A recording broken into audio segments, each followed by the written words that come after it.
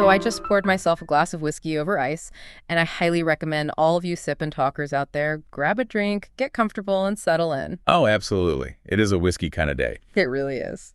Welcome to Sip and Talk, everyone. I'm so incredibly thrilled to have you joining us for today's session because, well, today we are unpacking a real-life phenomenon that is so deeply absurd, so completely wild, that it's going to make you question the fundamental logic of every single digital interaction you have. Yeah, it's a good one today. A little terrifying, but good. Terrifying is exactly the word, and it all starts with our mutual friend, Micky. Oh, man.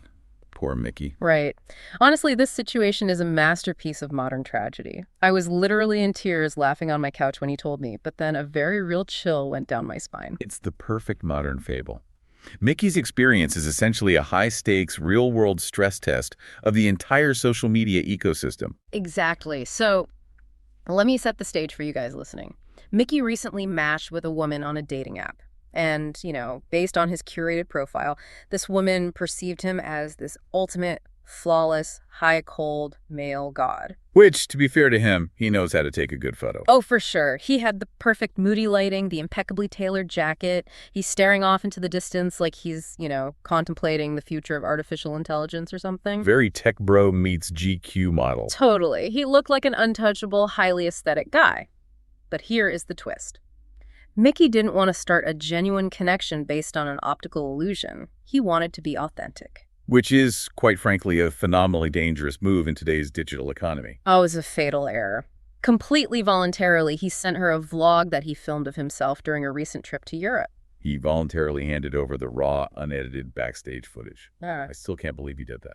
Zero curation. I saw the vlog. He was unkempt. His hair was an absolute mess. He was extremely grounded, making these goofy, hyper-nerdy jokes. At one point, he drops his food on his shoe. He's sweating from walking around Rome. And he's just generally being a bit of a glorious, chaotic, human mess. He wasn't a male god at all. He was just a biological human on vacation. Just a guy. And the result. The woman was instantly turned off. She completely ghosted him. Vaporized, left on red forever. It's brutal. It is. And like I said, I was laughing so hard at first, but then I had to seriously ask myself, if the entire preached gospel of the internet right now is be yourself so the right people find you, why was he instantly punished for being himself? Are we living in some kind of strict soul auction where showing your real, unfiltered self is actually a forbidden offense? It is the absolute definition of what we can call highlight kidnapping. Yeah. You're laughing at Mickey's misery, which is fair. But his ghosting incident is the absolute perfect entry point for us to analyze the deepest neuroses of modern society. Everyone, right now, is chasing the perfect persona. We all preach that social media gospel you just mentioned, display yourself flawlessly and the right people will find you. But what we have observed is that when everyone uses algorithmic filters, curated lighting, and calculated aesthetics to forge their signals, a terminal contradiction emerges. Wait, a terminal contradiction. Break that down for me. What is the actual contradiction there? The contradiction is in the fundamental mechanism of attraction versus the reality of human existence. You display a highly optimized counterfeit version of yourself to attract the right person. Right. But when that person actually walks up to you in real life or watches an unedited vlog of you sweating in Rome, they discover a living, breathing, humorous, mistake-making human being. And their illusion just completely shatters. Oh, wow. So they never actually liked him. Exactly. They never fell in love with you. They fell in love with the avatar you projected.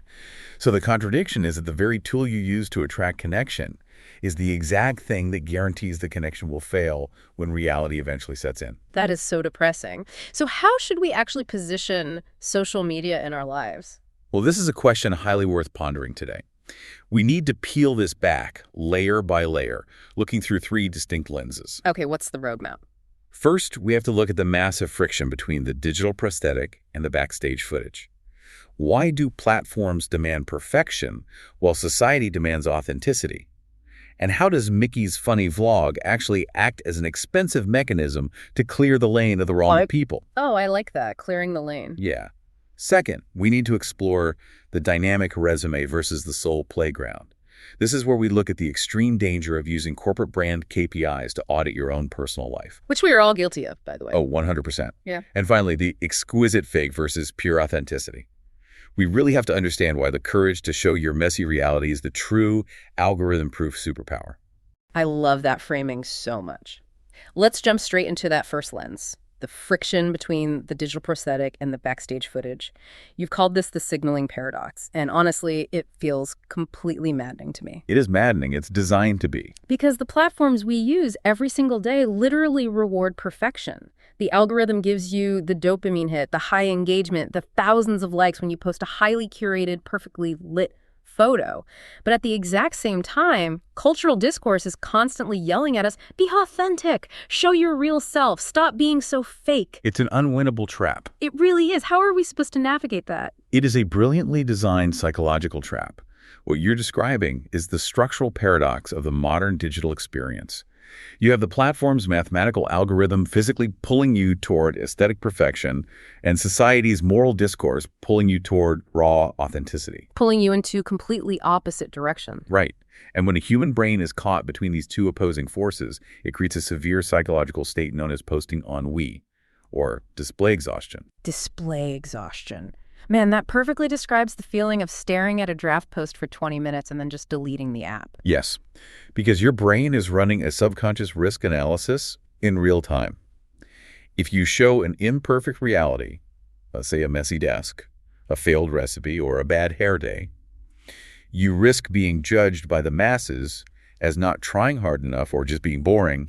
You fail the algorithmic test. Yeah, you get 0 likes and the algorithm buries you. Exactly. Oh. But if you make it too perfect, you fail the societal test. You are immediately judged as fake, trying too hard, or inauthentic. You are punished either way. I have literally lived this. I have taken a picture of my coffee, applied a filter, removed the filter because it looked too fake, added a different, slightly more subtle filter, typed a caption, deleted the caption because it sounded too pretentious, typed a self-deprecating caption, worried it wasn't funny enough, and then just locked my phone and drank cold coffee. It is exhausting. It is so exhausting. But people are still posting every day, so how is everyone surviving this unwinnable trap?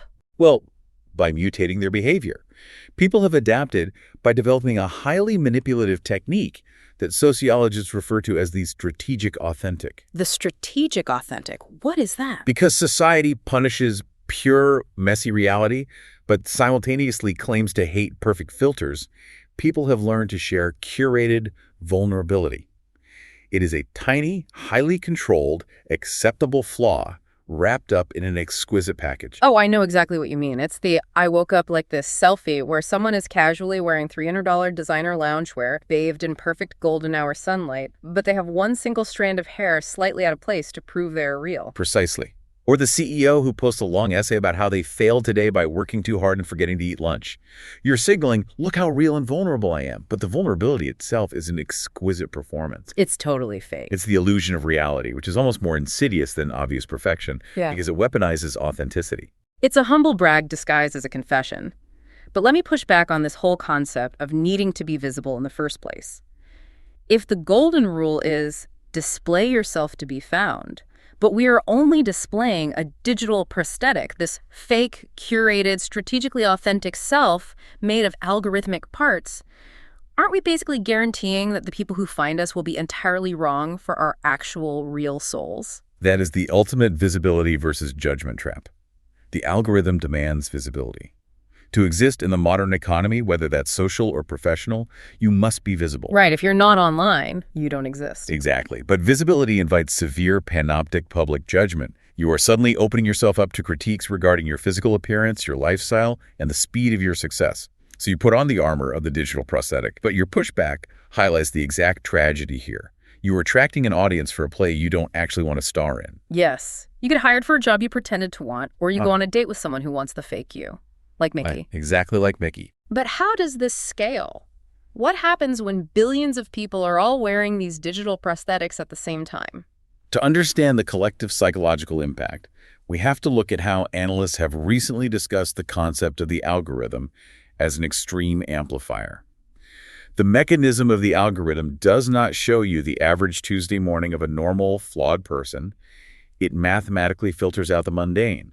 It only amplifies the top 1% of everyone's highlight reels. Right. You open your feed and you see someone's perfect engagement photo in Paris, followed immediately by someone announcing their promotion to vice president, followed by someone running a marathon in under 3 hours. And you're just sitting there in your sweatpants eating cereal. And this is where the cognitive distortion occurs.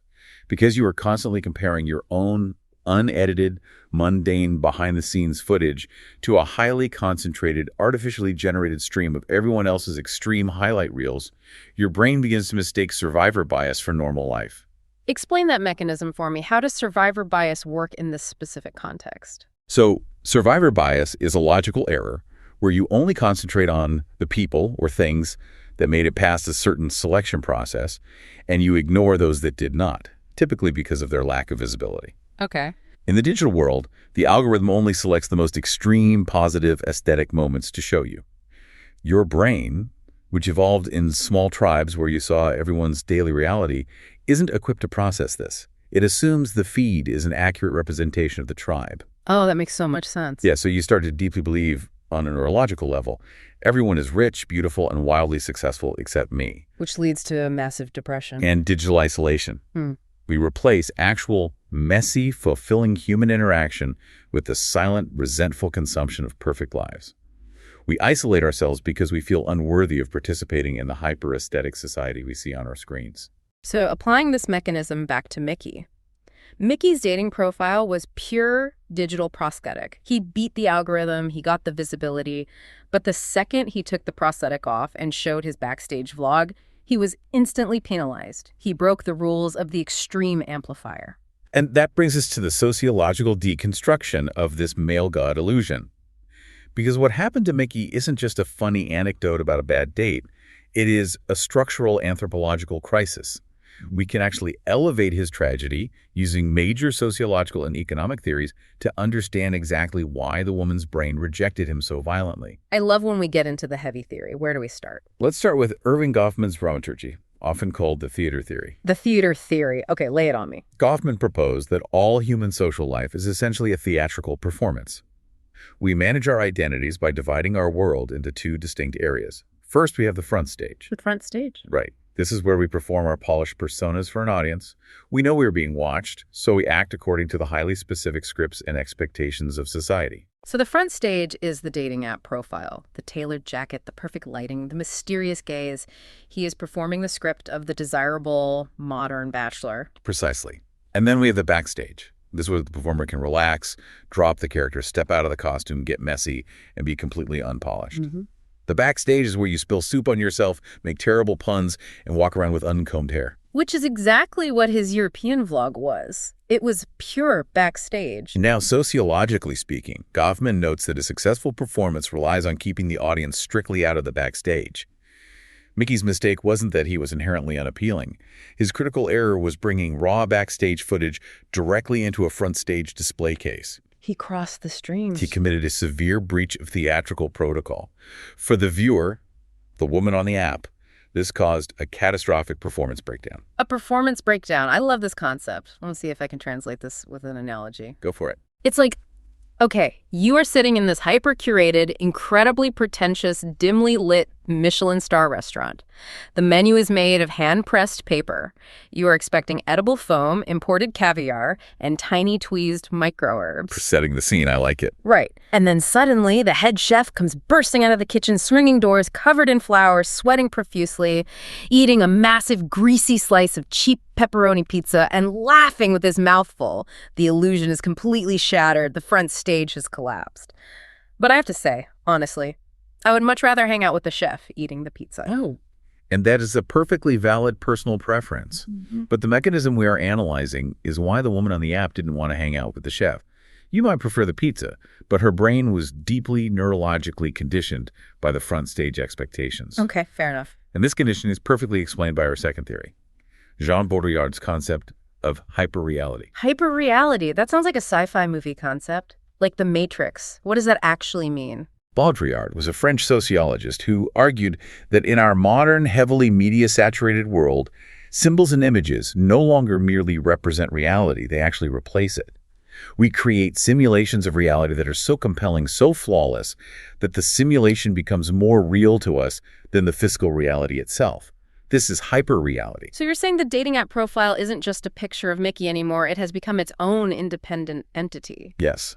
The woman on the app did not fall in love with Micky, the biological human being. She fell in love with a simulacra, a hyperreal symbol, generated by calculated photos, algorithmic sorting, and digital aesthetics. Wow. The single actor doesn't sweat, it doesn't drop its food, and it certainly doesn't make bad jokes. So she was basically in love with an avatar. She was attached to the idea of the high, cold male god, not the actual guy walking around Rome. Right. And here is where the mechanism of rejection happens.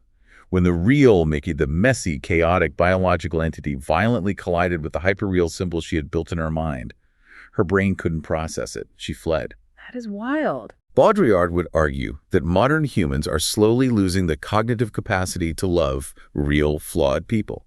We're being conditioned by screens to only feel attraction to hyper-optimized symbols.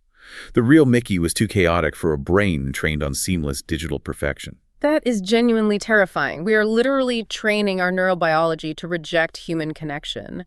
But I still want to push back on the instant ghosting part. Why couldn't she just say, oh, wow, he's a lot goofier than I thought, adjust her expectations, and keep talking to him? Why hit the block button immediately? Well, for that, we turn to a specific psychological mechanism called the halo effect, first identified by psychologist Edward Thorndike. The halo effect is a cognitive bias where seeing one highly positive trait, in this case, an incredibly handsome, brooding profile picture, tricks the brain into assuming that all of the person's other unknown traits are equally perfect. Because the brain is lazy, right? It just wants to take a shortcut. Exactly. The brain wants to save cognitive energy by building a predictive model. Because he looks elegant and wealthy in the photo, her brain automatically, subconsciously built a model where his lifestyle, his conversational tone, his apartment, and his humor were all flawlessly elegant. Yeah. When Mickey sent the goofy vlog, it broke the predictive model. It introduced anomalous data. This triggered massive cognitive dissonance in her brain. Cognitive dissonance is when your brain is forced to hold two completely contradictory beliefs at the exact same time. Like belief A, he is an elegant, untouchable male god. And belief B, he's a giant dork dropping a piece of bread on his shoe. Exactly. And the brain absolutely hates cognitive dissonance. It causes literal psychological pain and stress. Right. To resolve that pain, the brain takes the path of least resistance. Instead of doing the hard, exhausting emotional work of reconciling those two conflicting images, dismantling her predictive model, and accepting Mickey as a multidimensional, complex human entity, she simply deleted the anomalous data. She ghosted him. It was a neurological data purge to protect the hyperreal illusion. A data purge. That is the most brutal, clinical way to describe getting left on red that I have ever heard. Sorry, man, she didn't reject you. Her brain just executed a data purge to avoid cognitive dissonance. It sounds harsh, but mechanically that's what happened. But it makes so much sense. She couldn't compute the human, so she deleted the file. But what about Mickey's side? Was he just stupid to send the video so early? Not at all. We can actually understand Mickey's action through a brilliant economic lens. Think of George Akerlof's Nobel-winning economic theory, the market for lemons. The used car theory. Okay, I know a bit about this. Akerlof used the used car market to explain asymmetric information, right? Where the seller knows if the car is good or if it's a defective lemon, but the buyer has no idea. Exactly. And because buyers can't distinguish between a good car and a lemon, they're only willing to pay an average price. This drives the sellers of genuinely good cars out of the market because they can't get a fair price for a premium product. Right. Why sell a great car for cheap? So to survive, everyone starts faking it. Every seller polishes up their defective lemons to look like luxury vehicles. The market fills up with polished lemons, and trust completely collapses. So modern dating apps, and maybe social media in general, are basically a massive digital used car lot where every single profile is a lemon painted with a shiny, algorithm-approved coat of wax. That's a perfect application of the theory. Everyone is participating in collective fraud just to survive the signaling market. But Mickey's vlog was a radical economic act of voluntary disclosure. Voluntary disclosure. Yes. In a market full of liars, he essentially walked onto the lot, popped out of his car, and said, I refuse to participate in this lemon market. I am not going to hide my flaws. Here is my real engine. Listen to how it actually sounds. It sputters a bit, it's a bit loud, but it runs. He refused to join the collective fraud. But he lost the sale. The buyer walked away. He lost a short-term buyer. But he protected his long-term market trust. He avoided selling a false product that would have inevitably broken down later. We will get into why that is actually a massive victory later, but first, we need to ask what this means for the rest of us. Because we aren't all sending European vlogs to strangers, but we are all stuck in this exact same digital used car lot. And I think part of the reason we are all so deeply stressed out about how we look on this lot is because we are judging our own social media use against entirely the wrong metrics. We don't even know what game we are playing anymore. That is a crucial insight. And it brings us to our next major lens, the context collapse and the three multiverses of social media. According to recent economic analyses, the relentless attempt to commercialize all personal accounts is causing extreme user fatigue. User fatigue is an understatement. People are exhausted. This fatigue is exactly why we saw apps like BeReal temporarily explode in popularity a few years ago. People were absolutely desperate for an anti-aesthetic, anti-curation space. Oh man, I remember the BeReal craze. It was fascinating. Your phone goes off at a completely random time, and you have exactly 2 minutes to take a picture of whatever you are doing, using both the front and back camera simultaneously. No filters allowed. No filters, no time to set up a ring light, no time to change your outfit, and mostly it was just pictures of steering wheels, blurry laptop screens, and people's knees. It was glorious for about a month, but then of course the urge to perform took over. What happened? I didn't use it much. People started gaming it. They would wait to open the notification until they were doing something cool, or they would sprint to a window for better lighting before the timer ran out. Even when the app literally forced us to be authentic, we still found a way to fake it. The urge to perform is just so deeply ingrained in our psychology. Why can't we just let a steering wheel be a steering wheel? The urge to perform is so ingrained because of a profound sociological phenomenon called context collapse. Context collapse. Yes. To understand why you can't just post your steering wheel, you have to look at how humans operate in physical offline reality. In the real world, human beings naturally wear different masks depending on their environment. You have a specific mask, a specific vocabulary, and a specific posture for your boss. You have a completely different mask for your mother, and you have a completely unhinged mask for your closest friends. Right. If I talked to my boss the way I talk to my best friend, I would be fired immediately. And if I talked to my best friend the way I talk to my boss, they would think I was possessed by a corporate robot. We intuitively navigate these contexts every single day. Exactly. You are contextually fluid. But online, particularly on major social platforms, all of these separate audiences are violently compressed into one single feed. Your boss, your mother, your ex-partner, your best friend, and a stranger you met at a conference 3 years ago are all looking at the exact same post. That is a literal nightmare scenario when you really break it down. You can't make a sarcastic, dark joke for your friends without worrying if your boss is going to think you were unprofessional, or if your mom is going to call you worried about your mental health. The context has completely collapsed. Context has collapsed. And because of this collapse, the brain panics. It doesn't know which mask to wear, so it defaults to the safest, most sanitized, or most hyper-optimized mask available. Based on this, people generally adopt one of three underlying logics to navigate their digital existence. These are what we can call the three multiverses of social media. Okay, walk me through these three multiverses. The first multiverse is the dynamic resume. This is based on signaling theory. This is when you use your profile primarily to eliminate information asymmetry and attract career or networking opportunities. You post about industry trends, you humble brag about your recent promotions, you share your thoughts on market dynamics at 6 a.m. Oh, I know this multiverse intimately. It's the LinkedIn application of human life. Everything is a professional milestone. Every failure is just a learning opportunity. Right. And the mechanism of the cost here is severe. The cost of living in the dynamic resume multiverse is the perpetual anxiety of constant evaluation. Your brain feels like it is on a never-ending job interview. You can never truly relax because every post is a data point for future employers. That sounds miserable. What's the second multiverse? The second is the visual business card. This logic is entirely driven by dopamine and first impressions. It is primarily used for dating, immediate visual validation, and social climbing. You post the meticulously angled gym selfies, the perfect latte art, the sunset from the balcony of a luxury hotel you couldn't really afford. This is exactly where Mickey's high-cold male god profile lived. He was handing out visual business cards. Precisely. And the cost of living in this multiverse is obvious, but devastating. It leads to severe appearance anxiety, eating disorders, and extremely shallow connections. You are constantly monitoring your physical stock price on the open market.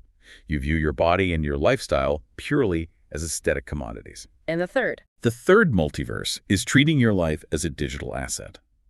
This is driven by the modern attention economy. In this multiverse, you view your entire existence as an algorithmically optimized brand. You aren't just posting a photo for validation. You are cultivating a personal brand to eventually monetize your audience. You track your engagement metrics. You optimize your posting times. You use trending audio. So you essentially become a media corporation of one. Yes. And the cost of the digital asset multiverse is the most profound of all. You completely blur the boundary between your life and your work.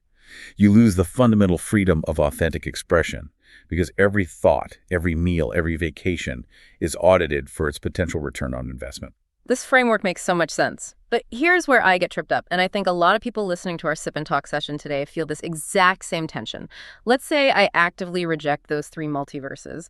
I don't want a dynamic resume, I don't want a visual business card, and I don't want to be a digital asset. Okay. I just want to use my feed as a soul playground. I want a space where I can post a random blurry picture of a weird-looking sandwich I had for lunch, or a funny half-baked thought I had while walking my dog.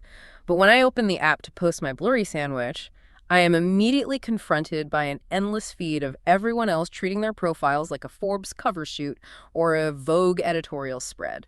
And how does that make you feel? It makes me feel like I am doing something wrong. How do you not feel like you are falling behind in the attention economy? How do you resist the psychological urge to delete the picture of your weird sandwich and go buy a stylized matcha latte to post instead? That specific feeling of falling behind because your sandwich isn't aesthetic enough is a symptom of living in what the French philosopher Guy Debord called the society of the spectacle. The society of the spectacle. Tell me about Debord. Debord wrote this incredibly prophetic book back in 1967, long before smartphones, the internet, or social media even existed. But he perfectly predicted our current reality. He argued that under advanced capitalism, authentic social life has been entirely replaced with its representation. Reality has been commodified into images. So we care more about the picture of the thing than the thing itself. Exactly. If your first instinct when a beautifully plated meal arrives at your table is, the phone eats first, your life has been reduced to a spectacle. You are no longer eating a meal, you are staging a photo shoot. Ouch. I am definitely guilty of the phone eating first. I think we all are. But why is that so bad? Isn't it just preserving a memory? It's bad because of the underlying mechanism. Mm-hmm. We are allowing utilitarian spectacle standards to violently invade our pure ontological need just to exist. Okay, stop right there. Ontological need. Let's translate that into English for me. What does that mean? Ontology is the philosophical study of being. Your ontological need is your fundamental human right to just exist, to experience the world without having to justify your existence. It's the joy of eating a sandwich just because it tastes good, not because it looks good to an audience. When you feel bad about your blurry sandwich photo, you are letting the metrics of the dynamic resume and the digital asset audit your soul playground.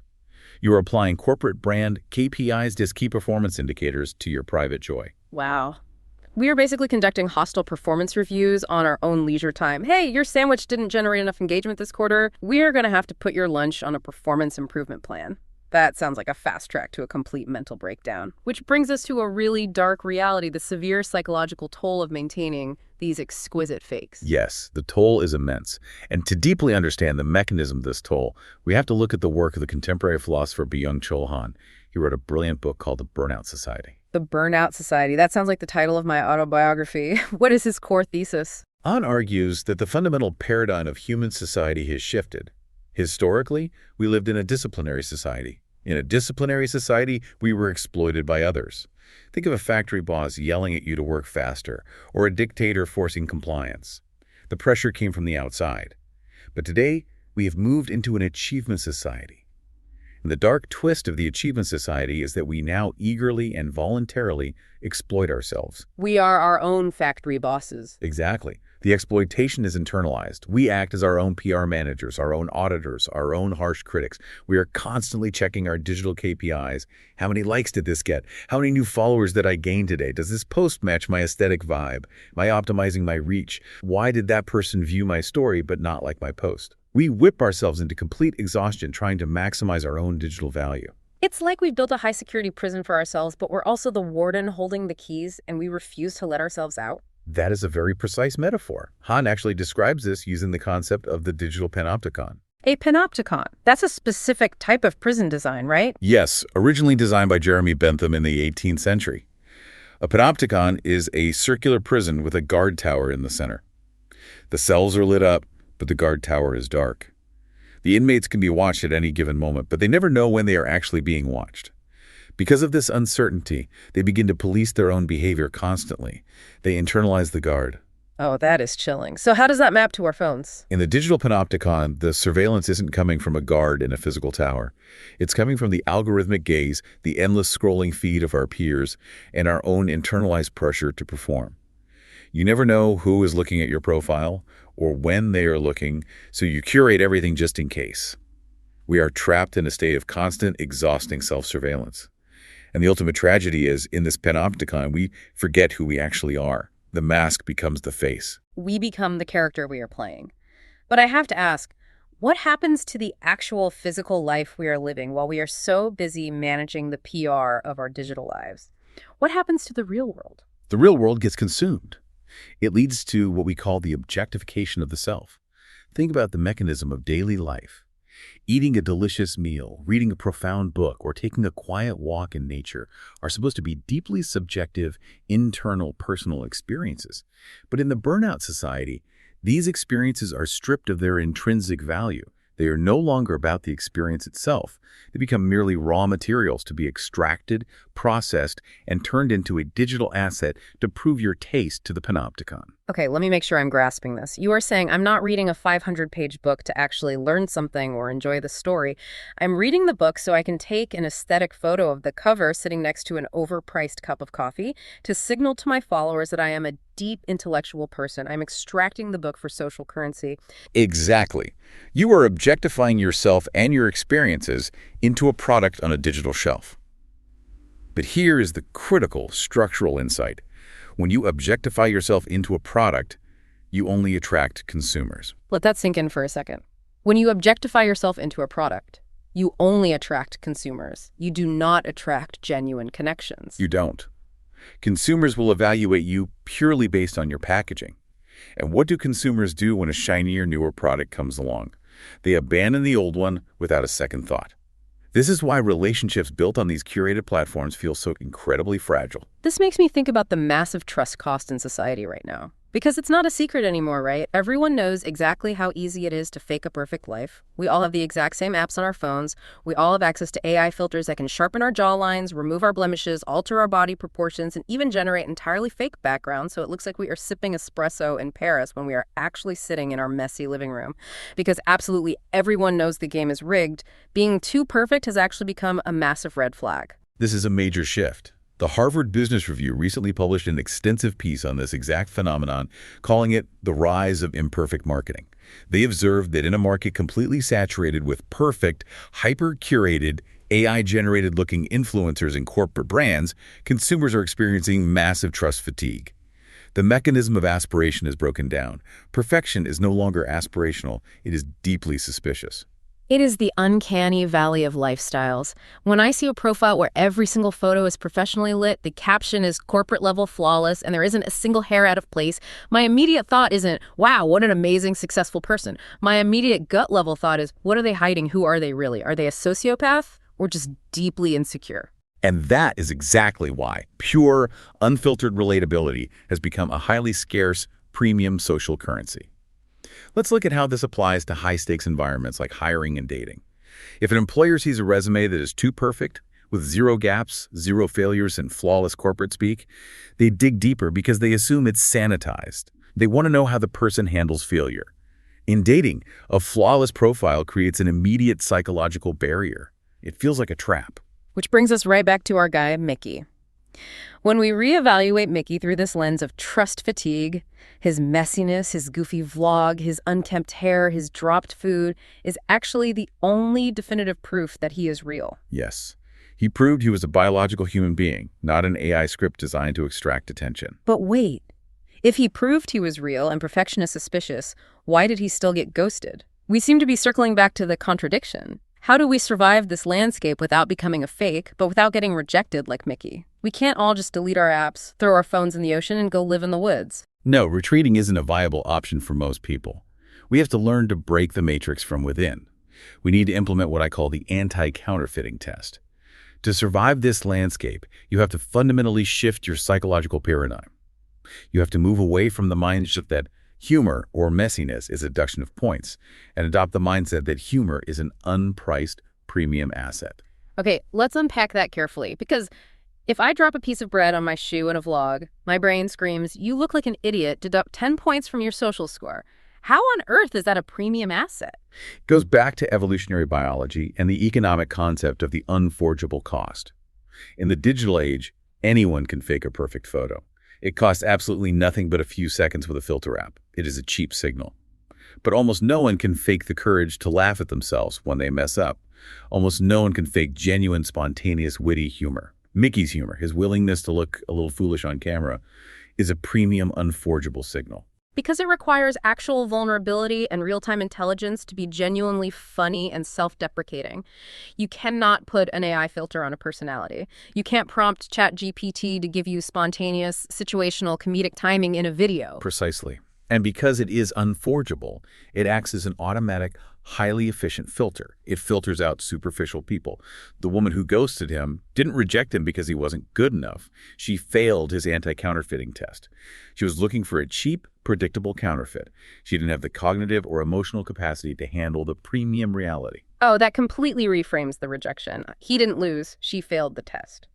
But practically speaking, how do you, sitting at home listening to this, actually balance this? Because we just spent 10 minutes talking about context collapse. We still need to get jobs. We still need to function in a society that occasionally checks our dynamic resumes. How do we show our messy, unforgeable humor without terrifying potential employers or completely sabotaging our professional networks? The practical solution is a structural strategy called partitioned governance. You do not have to tear your soul apart trying to be everything to everyone on one single app. The critical mistake most people make is trying to merge the dynamic resume with the soul playground. You cannot optimize for the algorithm and optimize for your soul in the same space. You have to compartmentalize. Okay, what does partitioned governance look like in real life? Keep one platform, let's say LinkedIn, or a specific public forward-facing professional account strictly for your dynamic resume. Curate it. Be professional. Play the signaling game there, because that is what that specific market requires. Wear the suit and tie on the front stage where it matters. I can do that. Keep the professional mask for the professional arena. But what about the rest of me? This is the crucial part. You must fiercely protect another entirely private space as your absolute soul playground. This could be a private social media account with 50 people, a heavily curated close friends list, a group chat, or even just a physical journal. The rule of the soul playground is that there are absolutely no KPIs.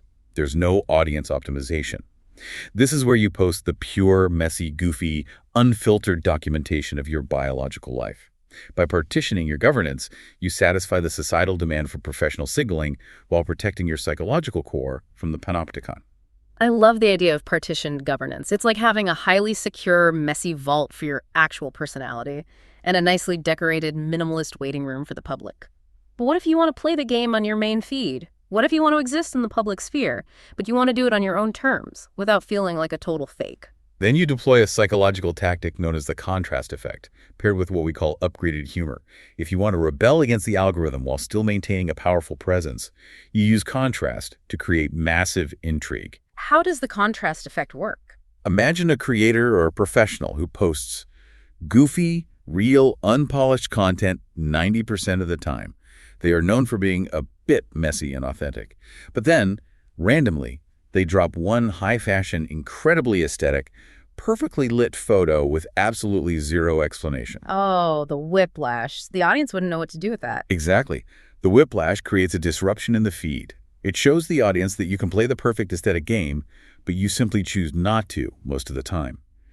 It proves that your messiness is a deliberate choice of authenticity, not a lack of capability. You aren't messy because you can't be perfect. You are messy because perfect is boring. That is a total power move. And what about the upgraded humor? Furthermore, you elevate your humor to bridge the gap between confidence and vulnerability. We were just talking about slipping on a banana peel or making crude jokes. We are talking about intellectual overflow. Intellectual overflow. Give me a concrete example of that. Intellectual overflow is using sharp, international, or high-level tech scene metaphors to self-deprecate.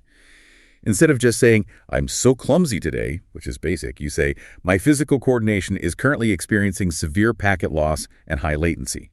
Or you compare your disastrous dating life to a poorly coded smart contract that keeps draining your emotional wallet. It's using high-level, complex concepts to highlight your mundane human failures. I absolutely love that because it works on two levels. It signals to the right people that you are sharp, you understand complex systems, and you are highly competent. But simultaneously, it signals that you don't take yourself too seriously. Look at the most beloved tech CEOs or top creators right now. Their most viral, most appreciated moments are never them standing stiffly in a tailored suit in front of a corporate logo reading a teleprompter. Their best moments are when they make fun of themselves, show a failed prototype blowing up, or admit they just spilled coffee on a critical motherboard. The vulnerability, paired with their obvious underlying competence, makes them magnetically attractive. Because it proves they are human. The intellectual overflow humor bridges the gap between the dynamic resume and the soul playground. It loudly declares, I am highly competent, but I am also a biological entity that makes mistakes, and I'm not afraid to show it. So to bring this entire massive journey back to our friend T, Micky is basically like a rugged, mud-splattered off-road vehicle trying to compete in a straight-line drag race on smooth asphalt against a bunch of highly polished, incredibly fragile sports cars. That is a phenomenal analogy. Let's explore that. Sure, if the metric of success is just the drag race, the superficial dating app swipe, the algorithm's demand for flawless speed he loses, the sports cars win the drag race every time. But Micky can drive off the track. He can explore the wilderness, the messy, beautiful, unpredictable reality of actual human life that those sports cars will never, ever be able to see because their suspension is too low and they are terrified of getting a scratch on their paint job. Exactly. And that analogy allows us to completely reframe Micky's dating disaster. What felt like a brutal, embarrassing rejection on the couch was, in reality, a highly successful anti-counterfeiting test. By showing that vlog, Micky avoided taking out a high-interest psychological loan. A psychological loan? Explain the mechanics of that. If he had faked his way through that app, if he had maintained the high-cold male god persona, he would have secured a date. He would have gotten the short-term payout. But the interest on that loan would have compounded every single day. He would have been terrified of slipping up. He would have had to curate his clothes, his jokes, his posture. And the illusion would have inevitably shattered the very moment they met in person and he made a goofy tech joke or spilled soup on himself or just laughed a little too loud. The dissonance would have hit her eventually. He would have paid a massive emotional penalty later. By showing the vlog, he paid the unforgivable costs up front and walked away completely debt-free. He walked away with his soul intact. He didn't sell it at the auction. So, to you listening right now, here's the final provocative thought we want you to mull over as you navigate your own digital life. Ask yourself, do you want to be an exquisite counterfeit, living every single day in the exhausting fear of being exposed? Or do you want to be a real, breathing human being who actually dares to mess up? As recent studies have shown, long-term relationships, whether romantic or platonic, do not survive on initial aesthetic shock. They survive on a shared sense of humor. A perfect profile might start the connection, but real, messy, unforgeable humor is what actually finishes it. That is the ultimate takeaway. In a world of hyperreality and AI filters, a shared sense of humor is the only algorithm-proof metric we have left. Before we sign off, I want to clearly state that here on Sip and Talk, we always strive to maintain an objective international perspective. We want to ensure that all of you listening know that no specific demographic, group, or individual is being criticized today. We are merely looking at the objective mechanisms of our collective digital behavior to encourage critical and independent thinking. We are all in this panopticon together, trying to figure a way out. And figuring it out requires us to keep questioning these systems rather than just blindly scrolling through them. Exactly. So, if you enjoyed this session, I passionately call on you to subscribe to the Sip and Talk podcast, leave us a review, share this conversation with a friend who is currently stressing over their feed. And I have to explicitly shout out our friend Micky's YouTube channel. It's called Micky to Life. I urge all of you to go watch his travel vlogs. They are incredibly fun, beautifully unhinged, and fiercely authentic. Let's give Micky the right kind of algorithm boost. He certainly deserves it after being our primary case study today. He really does. So if someone ghosts you for being your real, goofy, uncurated self, don't despair. Just imagine a sad but groovy American jazz track playing in the background. Look right at the imaginary camera like you're in a movie. Raise one eyebrow and say, congratulations, you just missed out on one of the most interesting souls in the world. See you next time on Sip and Talk.